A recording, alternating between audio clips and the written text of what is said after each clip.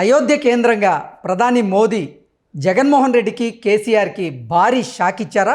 తన పాత మిత్రుడైనటువంటి నారా చంద్రబాబు గారితో స్నేహబంధం కొనసాగించాలని మళ్ళీ ప్రయత్నాలు చేస్తున్నారా అంటే అవుననే సమాధానం ఇస్తున్నారు కొంతమంది రాజకీయ విశ్లేషకులు. ఇక ఇదే అంశానికి సంబంధించి మనతో మాట్లాడేందుకు ప్రముఖ రాజకీయ విశ్లేషకులు, ప్రముఖ సీనియర్ జర్నలిస్ట్ సిఎస్ రావు గారు మనతో ఉన్నారా? ఆయనతో మాట్లాడదాం. Sir hi sir. Hello Krishna. Sir, Ayodhya కేంద్రంగా ప్రధాని మోదీ జగన్మోహన్ రెడ్డికి కేసీఆర్కి భారీ షాక్ ఇచ్చారని, వాళ్ళకి అసలు ఇన్విటేషన్ పంపించలేదు అయోధ్యకు సంబంధించింది అని, అలాగే చంద్రబాబుకి ఇన్విటేషన్ పంపించారు, చంద్రబాబు కోసం స్నేహబంధంతో కొనసాగించేందుకు ఆయన మళ్ళీ ఉవ్విళ్ళు ఊరుతున్నారు అంటూ కూడా ఒక వార్త ఇప్పుడు సోషల్ మీడియాలో చక్కలు కొడుతూ ఉంది. ఏంటి సార్, ఆ వార్తలో వాస్తవం ఉందా? నిజంగా జగన్మోహన్ రెడ్డికి కేసీఆర్కి మోదీ గారు అయోధ్యకు సంబంధించినటువంటి ఇన్విటేషన్ పంపించలేదా అంటే ఏం చెప్తారు సార్? ఇప్పుడు ఒకటేంటంటే దేశవ్యాప్తంగా, దేశమే కాదు ప్రపంచవ్యాప్తంగా ఉన్నటువంటి వాళ్ళు అయోధ్య బాలరాముడి ప్రాణ ప్రతిష్ఠ కార్యక్రమాన్ని చాలా ఆసక్తిగా చూశారు, తిలకించారు. చాలా భక్తిభావంతో చాలామంది దాన్ని చూడటం జరిగింది. ప్లస్ భారతదేశ వ్యాప్తంగా కూడా ఏ మారుమూలకు వెళ్ళాం కానీ రామనామం వినిపించింది. అవును. సో రామనామంతో తరించిపోయింది వాళ్ళ భారతదేశం. ఇలాంటి బృహత్తరమైనటువంటి కార్యక్రమం మరొకటి ఉండదు భారతదేశానికి. అంత పెద్ద కార్యక్రమం ఇది, ఆధ్యాత్మిక కార్యక్రమం. దానికి ప్రధానమంత్రి నరేంద్ర మోడీతో పాటు వివిధ దేశాల్లో ఉన్నటువంటి ప్రముఖులందరూ కూడా హాజరయ్యారు. ఇన్విటేషన్లు పంపించారు. ఇన్విటేషన్లు పంపిస్తే హాజరయ్యారు. అయితే తెలుగు రాష్ట్రాల నుంచి హాజరైనటువంటి వాళ్ళలో Chiranjeevi, megastar Chiranjeevi family plus Pawan Kalyan, Chandrababu Naidu వీళ్ళే కనిపిస్తున్నారు. సార్ మిగతా వాళ్ళు ఉన్నారు, పొలిటికల్ రిలేటెడ్ చెప్తున్నారు. సో మిగతా వాళ్ళు మాత్రం ఉన్నారు. అయితే ప్రధానంగా ప్రోటోకాల్ ప్రకారం అన్ని రాష్ట్రాలకు సంబంధించిన ముఖ్యమంత్రులకి ఇన్విటేషన్ పంపిస్తారు. అలాగే మాజీ ముఖ్యమంత్రులు కూడా పంపించే అవకాశాలు ఉన్నాయి. ఓకే. కానీ అక్కడ తెలుగు రాష్ట్రాల విషయానికి వచ్చేటప్పటికి మాజీ ముఖ్యమంత్రిగా ఉన్నటువంటి కేసీఆర్కి పంపించారా లేదా అనేది ఒకటి సందిగ్ధత నెలకొంది. దానికి ఒక క్లారిటీ ఇచ్చే ప్రయత్నం కవిత చేశారు. బీఆర్ఎస్ పార్టీకి మాకు ఇన్విటేషన్ లేదని చెప్పి ఆమె నిన్న ఏదో సందర్భంలో ప్రస్తావించడం జరిగింది. అంటే అసలు ఇన్విటేషన్ పంపించలేదా అనేది ఒకటి. సహజంగా పంపిస్తారు, పంపించలేదని చెప్పి ఆవిడ చెప్తుంది. బీఆర్ఎస్ పార్టీకి ఇన్విటేషన్ లేదని చెప్పి చెప్తోంది. At the same time Jaganmohan రెడ్డికి ఇన్విటేషన్ ఉందా లేదా? ఆయన ముఖ్యమంత్రి, పైగా బీజేపీ తోటి అలై బలై కలిసి తిరిగేటువంటి పార్టీ, ఇచ్చిపుచ్చుకునేటువంటి పార్టీలో వైఎస్ఆర్ కాంగ్రెస్ పార్టీ ఉంది. ప్లస్ ముఖ్యమంత్రి హోదాలో ప్రోటోకాల్ ప్రకారం కూడా ఆయన పంపించడం అవకాశం ఉంది. ఆయనకి ఇన్విటేషన్ వచ్చిందా రాలేదా అనేది ఇప్పటివరకు సజ్జల రామకృష్ణారెడ్డి అన్నిటికీ బయటకు వచ్చి మాట్లాడుతూ ఉంటారు కదా, ఆయన కూడా నిర్ధారించలేదు. ప్లస్ సీఎం ఆఫీస్ కూడా నిర్ధారించలేదు. అంటే వాళ్ళు ఇంకా నిర్ధారించలేదంటే వచ్చిందా రాలేదనేటువంటి ఒక సందిగ్ధం అయితే నెలకొంది. సో ఇదంతా ఎందుకు మనం విశ్లేషణ చేసుకోవాల్సి వచ్చిందంటే, నరేంద్ర మోడీ రాబోయేటువంటి రోజుల్లో వీళ్ళిద్దరిని దూరంగా పెడుతున్నారా లేదంటే రాజకీయం క్లోజ్ చేసే ఆలోచన చేస్తున్నారా అనేది ఒకటి. పైగా చంద్రబాబు నాయుడిని ఆహ్వానించారు. చంద్రబాబు నాయుడుకి ప్రత్యేకమైనటువంటి సీటు కేటాయించారు అక్కడ. ప్లస్ అక్కడ మన ఇస్రోకు సంబంధించినటువంటి సోమనాథన్ సీటు పక్కన ఆయనకి సీటు కేటాయించడం, ఇవన్నీ కూడా చూసాం. అక్కడ ఉండేటువంటి ప్రముఖులందరూ కూడా చంద్రబాబు నాయుడిని పలకరించడం, కరచాలన చేయటం, ఇవన్నీ చూసాము. అది కూడా చంద్రబాబు నాయుడిని కరచాలన చేసినటువంటి వాళ్ళలో బీజేపీ వాళ్ళే ఎక్కువ ఉన్నారు. సో ఈ రామ జన్మభూమిలో, అయోధ్యలో ఇవాళ బాలరాముడి ప్రాణప్రతిష్ఠ అనేది చాలా బృహత్తరమైనటువంటి కార్యక్రమం. దీనికి ఇన్విటేషన్ పంపించలేదు అని అంటే దీన్ని బీజేపీ వాళ్ళు ఏ విధంగా చూస్తున్నారు? బీజేపీ వాళ్ళు ఫస్ట్ నుంచి ఏం చెప్తున్నారు? ఇది కేవలం అయోధ్య ట్రస్ట్ నిర్వహిస్తున్నటువంటి కార్యక్రమం, మాకు సంబంధం లేదు. కాబట్టి వాళ్ళు ఇన్విటేషన్కి ఎవరెవరికి పంపించాలి ఏంటి అనేది వాళ్ళు నిర్ణయించుకుంటారు. బీజేపీకి సంబంధం లేనటువంటి కార్యక్రమం ఇది సుప్రీంకోర్టు ఏర్పాటు చేసినటువంటి ఒక కమిటీ ఉంది, అయోధ్య ట్రస్ట్ కమిటీ. ఆ ట్రస్ట్ కమిటీ తీసుకున్నటువంటి నిర్ణయాలను మాత్రమే అక్కడ అమలవుతాయి, అంతకు మించి పార్టీకి సంబంధం లేదు అని అంటున్నారు. నరేంద్ర మోడీని కేవలం గెస్ట్గానే మేము ఆహ్వానించేది తప్పితే ఈ అయోధ్య ట్రస్ట్కి సంబంధించినటువంటి కమిటీలో ఆయన సంబంధం లేదు, ఆయనకి ప్రమేయం లేదు అని చెప్పి చెప్తూ ఉన్నారు. సో కాబట్టి ఇప్పుడు బీజేపీని మనం ఈ సందేహాల్లోకి లాగాలా, అవసరం లేదా అనేటువంటి ప్రశ్న వేసుకుంటే కనుక అఫీషియల్గా అయితే బీజేపీని ఇలాంటి సందేహాల్లోకి లాగాల్సినట్టు అవసరం లేదు. కానీ అయోధ్య రామాలయం ట్రస్ట్ ఏదైతే ఉందో ఆ ట్రస్ట్ బీజేపీని కాదని, బీజేపీ అధిష్టానాన్ని కాదని, నరేంద్ర మోడీని కాదని పనిచేస్తుందా అనే ప్రశ్న వేసుకుంటే ఇచ్చే సమాధానం అందరికీ తెలిసిందే. సో అక్కడ సంకేతాలు లేకుండా వీళ్ళు ఇన్వైట్ చేసేటువంటి అవకాశాలు ఉండవు దాదాపుగా. సో అలాగే ఇప్పుడు ట్రస్ట్ ఆహ్వానించలేదు అని అంటే అది వీళ్ళని దూరంగా పెడుతున్నట్టే, అంటే బీజేపీ దూరంగా పెట్టే ప్రయత్నం చేస్తున్నట్టుగా భావించాల్సి ఉంటుంది. ఇక్కడ ఆధ్యాత్మికంగా కేసీఆర్ చాలా కార్యక్రమాలు చేశారు తెలంగాణలో కూడా ముఖ్యమంత్రిగా ఉన్నప్పుడు. అలాంటి వ్యక్తిని కూడా పిలవలేదా అని అంటే పిలిచినా కానీ దాచిపెట్టారా? సహజంగా ఏంటంటే ఇలాంటి కార్యక్రమాలకు ఇన్విటేషన్ రాగానే మీడియాకి లీక్ చేస్తుంటారు, దానివల్ల అడ్వాంటేజ్ ఏదైనా ఉంటుందని చెప్పేసి భావిస్తూ ఉంటారు. లేదు లీక్ చేయలేదంటే డిసడ్వాంటేజ్ ఏమైనా ఉంటుందా అని చెప్పి లీక్ చేయలేదా? ఇప్పుడు జగన్మోహన్ రెడ్డికి ఖచ్చితంగా ఇన్విటేషన్ అయితే వచ్చి ఉంటుంది, కానీ ఎక్కడ కూడా అఫీషియల్గా బయట పెడితే నష్టం జరుగుతుందా రాజకీయంగా అనేటువంటి ఉద్దేశంతో దాన్ని దాచిపెట్టారా, రహస్యంగా ఉంచారా అనేటువంటి చర్చ అయితే ఇప్పుడు నడుస్తుంది. ఓకే, ఎందుకు? జగన్మోహన్ రెడ్డి బేసిక్గా క్రిస్టియన్. ఎగ్జాక్ట్లీ, అంటే ఇప్పుడు సోషల్ మీడియాలో ఒక వార్త అయితే చక్కర్లు కొడుతూ ఉంది సార్. అసలు జగన్మోహన్ రెడ్డి మతం వచ్చేసి క్రిస్టియానిటీ, ఆయన క్రిస్టియన్ మతంలోకి మారారు వాళ్ళ పూర్వీకుల నుంచే. ఇక క్రిస్టియన్ని అయోధ్య రామ మందిరానికి పిలవాల్సిన అవసరం ఏంది?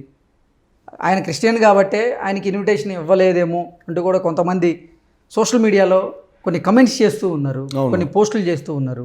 దాన్ని ఎలా చూడొచ్చు సార్? ఇప్పుడు ఆ పోస్టులు కానీ ఆ కామెంట్స్ కానీ ఎందుకు వస్తున్నాయి? ఇప్పుడు ఆయన ఇప్పుడు ఇన్విటేషన్ వచ్చిందా రాలేదని చెప్పట్లా, అసలు వచ్చిందా రాలేదా అనేటువంటి చర్చ జరుగుతుంది. అదే ఇప్పుడు కొంతమంది ఏంది నెట్జైల్లో అసలు ఆయనకి ఇన్విటేషన్ పంపించాల్సిన అవసరం లేదు, ఆయన క్రిస్టియన్, అసలు అవసరం లేదు అనేది ఒకళ్ళు. ఇంకోళ్ళు ఏంటంటే ఆయనకి ఇన్విటేషన్ పంపించినా కానీ ఆయన క్రిస్టియన్ కాబట్టి ఆయన ఆడికి వెళ్ళడు, అసలు రానటువంటి వాళ్ళకి ఇన్విటేషన్ ఎందుకు పంపించాలని ఇంకొందరు.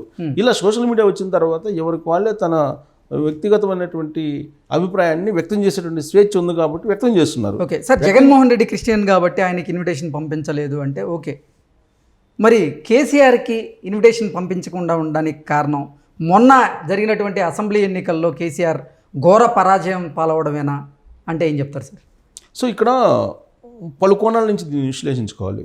ఒకటి ఏంటంటే నరేంద్ర మోడీ ప్రధానమంత్రి తెలంగాణకు వచ్చిన ప్రతిసారి గత 1.5 ఏళ్ల కాలం నుంచి కేసీఆర్ ఏదో ఒక జ్వరం వచ్చిందనో లేకపోతే ఇంకొక పని ఉందనో తప్పించుకొని తిరిగేటువంటి ప్రయత్నం చేశారు.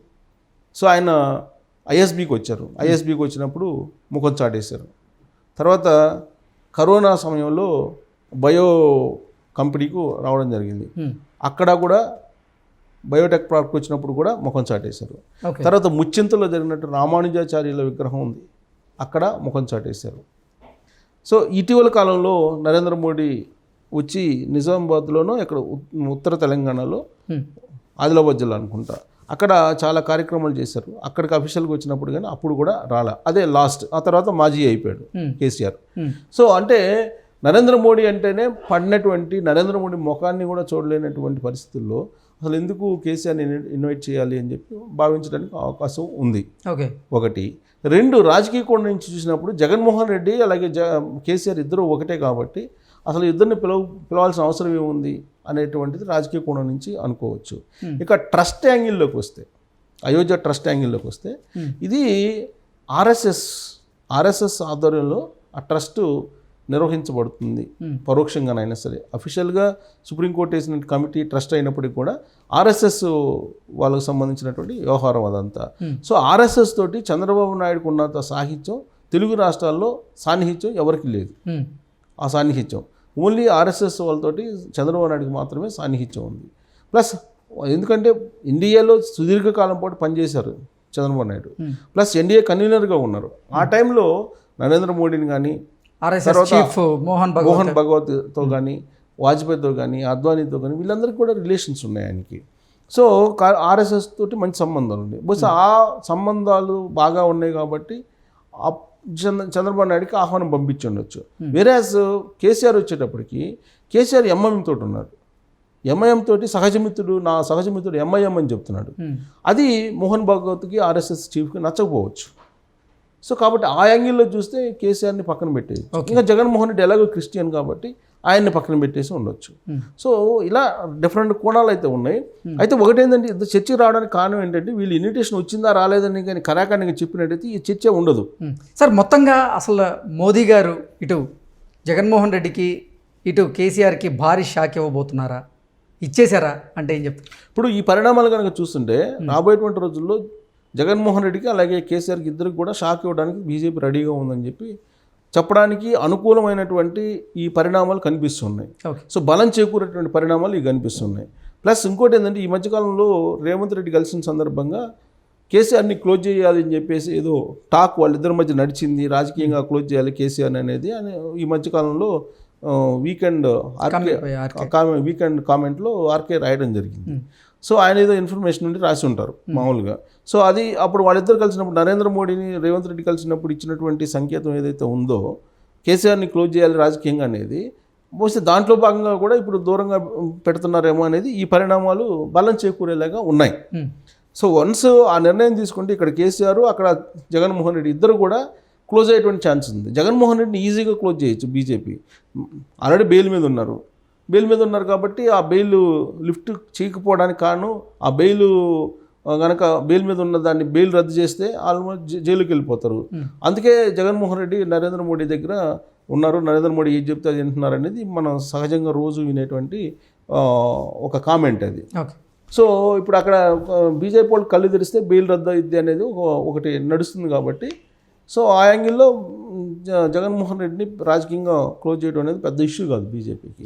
సో వీళ్ళిద్దరిని టార్గెట్గా పెట్టుకున్నారు. పైగా రేవంత్ రెడ్డి గెలిచినప్పుడు జగన్మోహన్ రెడ్డితో జాగ్రత్తగా ఉండు అని చెప్పి ఏదో సూచన చేసినట్టు నరేంద్ర మోడీ అది కూడా వీకెండ్లో రాయటం జరిగింది రాధాకృష్ణ. సో దాన్ని బేస్ చేసుకున్నా కానీ వీళ్ళిద్దరిని రాజకీయంగా భవిష్యత్తులో నరేంద్ర మోడీ లేదా బీజేపీ క్లోజ్ చేసేటువంటి ఛాన్సెస్ ఉన్నాయి అనేది ఒకటి. బీజేపీ కోణం నుంచి చూస్తే ప్రాంతీయ పార్టీలకు వ్యతిరేకం కాబట్టి బీఆర్ఎస్ని అటు వైసీపీని క్లోజ్ చేసేటువంటి ఛాన్సెస్ కూడా లేకపోలేదు. అందుకే బహుశా ఇన్విటేషన్ పంపించలేదేమో. పంపించినా వీళ్ళు దాచిపెట్టడానికి కారణం ఏంటంటే వాళ్ళు పంపించారంటే ఇప్పటి వరకు కూడా బీజేపీ వైసీపీ ఒకటే ఉంది కాబట్టి వాళ్ళు ఇన్విటేషన్ పంపించారనే యాంగిల్లో ఫోకస్ అవుతామేమో. అప్పుడు Christian vote bank minority vote bank దూరం అవుతుందేమో.